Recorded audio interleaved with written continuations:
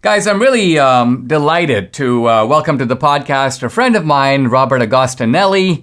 Robert is the co-founder of Roan, an investment firm with offices in New York and London.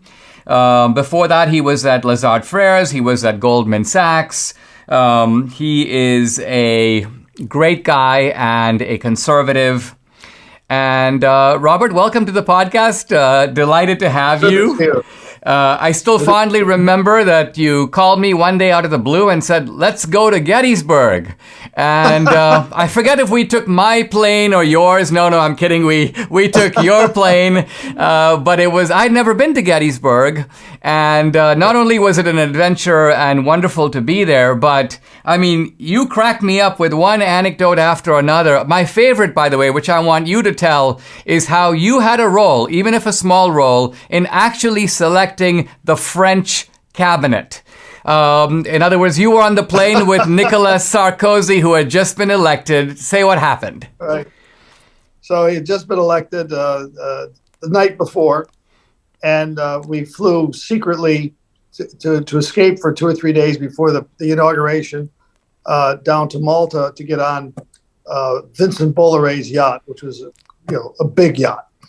And on that flight was the nuclear codes, and on that flight was the colonel with the nuclear codes, and there was his wife and I and a couple other people, and they sat down at the back table and opened up the papers and said, "Okay, we have to choose la sélection de cabinet."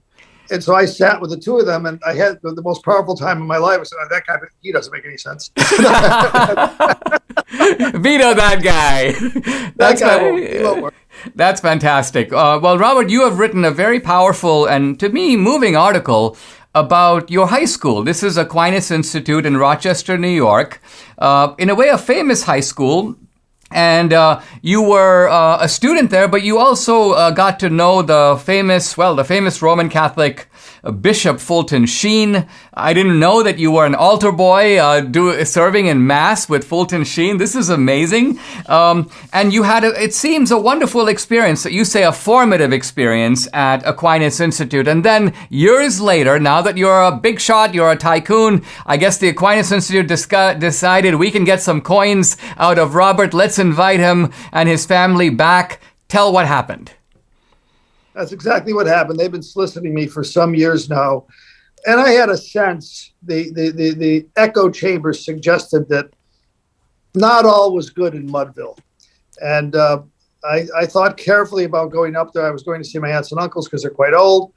And I tied the two together and I said to them, I'm happy to talk to the students, take a tour. They got red carpet was rolled out for me, my wife. But I prepared diligently, in my view, to talk to those students, which I found out afterward were hand-selected by them. There were about 100 to 150 people there, the students that I gauged, more the senior classes, junior and senior classes.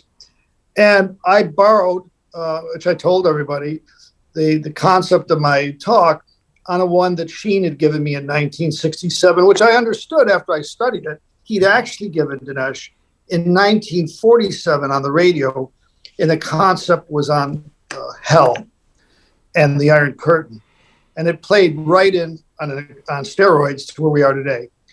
Basically, that speech revolved around the concept of the egocentric maniac and the fact that maniac, which is the altered self of the individual, sitting in the center of Dante's universe, and the torture that happens within the individual when the devil enters the self and hates himself, hates his neighbor unless the neighbor completely endorses him, and hates God. And how you correct that is by, as you know, Christian faith, in Christianity, God comes down to man, and man has the opportunity in Christianity, opens up his heart. And I urge those students to open their heart. And I told them they did not have to support or accept the false deities that were being imposed on most of our nation today. And I named them: gender critical race theory, gender confusion, the LGBT movement, and all the rest. and the Black Lives Matter dedicated Marxist organization to our destruction. I listed them in that fashion. I said, these are illustrative of what I say is the issue. And that they have a right to be entitled, something that you've always said to me and to all of your fans and listeners. They have a right to their access to the American dream, just like I had, just like you had. But there was the battle of their generation, not mine. And they had to stand up for what was the truth, the word of God, their trident faith, etc.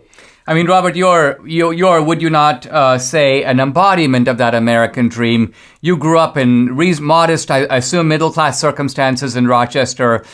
You studied hard. You went to good schools. You made a huge success of yourself. You're now a cosmopolitan figure, living part-time or nearly full-time in Europe. You're back and forth. So, in a sense, you were someone who knew what you were speaking about. You've lived it. And you communicated, it seems, this experience, but along with this deeper sort of spiritual insight. Now, describe the reaction.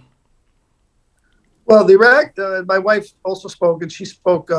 She's very active, in women's movement, and she spoke about the distinction between femininity and feminism, the latter being evil, essentially, and against the Catholic faith. It always gets homogenized and scrubbed, but the truth is it's not true. And after the talk, there was a rousing applause. There was a Q&A. Three students, when I mentioned the various false deities, three students who seemed to be sitting together, I noticed together, got up and walked out. My day, if you'd done that, you'd have been given a detention. I suggested they must be running to class, although I also mentioned I didn't think so. But the rest of the students, it was emotional, Dinesh. They embraced it. They were up on the stage afterwards, surrounding my wife and myself. Many in tears, saying it was the most important talk they had in their time at Aquinas. Quote, "You don't know how necessary this is, and you don't know the battle for the soul of the school that's going on." This is so striking stuff going up there as being touted as, Mr. Arguably one of the most successful guys that have gone to the school. And it had repercussion way beyond what I intended, and I opened up Pandora's box. That's basically what happened. Now, interestingly, it was a rousing success with the kids. Now that happens, and that would have been that, and you would have probably have gone home and you would have said, listen, there were a couple of malcontents, not everybody's going to agree, but thank God the majority of the students were behind me. But that's actually not the last chapter of this. What happened is that somehow the administration, the head of school, sprang into action, and this, I think, is the depressingly predictable denouement, conclusion of this. Say what happened when the administration decided to send out one of their inevitable community-wide letters. I went off to I was invited because the football coach came by. He actually went to school with me. That was an emotional reunion. I hadn't seen him in years, and I was invited to be brought in by car privately to the football game that night. I played football there. Special guest on the field. Give a John Madden wave to everybody. And I didn't know if I could do it, but I said, that's really kind. I'll try to come back. And I went off to another college where I'd gone, St. John Fisher College, to talk to some of the graduate students there. And I ran out of time, and I just wrote the school and said, I'm sorry, I can't make it. Next morning, I wake up at the hotel, I look at my emails, and I see this email from someone I've never heard of, who turned out to be a parent of two students at the school, sending a very articulate letter of complaint to the head of the administration of the school, Anthony Cook, saying, how dare you insult this man and his family who came here and gave such a tremendous message to the kids. And I don't know what he's talking about. I scroll down, and there is this, as you say, the missive to from the Politburo to the masses, declaring me wantonly out of line with the quote, the values and beliefs of the administration faculty of the school.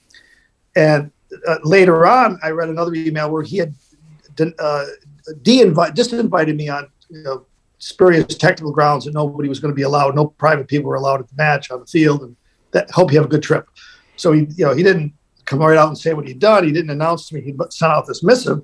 I found out by this third party email that I received, and that's when I sprang in. And I mean, as always in the missive, it concludes, and this made me almost chuckle out loud. we will be providing counseling for students who have been traumatized by Mr. Agostinelli. Evidently, you had such an emotional impact that these students were gasping and apparently in need of psychiatric care. It is sick. It's diabolical and sick. I'll tell you, Bishop Sheen, I'm sure that it was the hand of Sheen that guided me there. I'm sure it's the hand of Bishop Sheen who guided me, and probably my now sainted son Stefano, who put me in the line to dig out those papers and recast it as a message of today. But if Sheen were alive today and something like that would have happened, God help him. That's all I got to say. You know what, Robert? We have to do this again. And what I want to talk to you about when you come back is talk a little bit about how we fight this kind of thing. Because as I think you know, this is endemic. This is not particular to one school or the other. You just experienced it firsthand. But for now, thanks so much for coming on. Thanks for sharing. This has been, wow, most enlightening. And the parents, Dinesh, who are all big fans of yours, we have almost 400 parents and alumni who signed on to a petition that is going to demand, at your point, I will talk more about it, but Betsy DeVos is going to be involved. We are going to go after these people. It stops now. Awesome. Thanks, Robert Agostinelli. Great to see you again. God bless you, Dinesh. Thanks.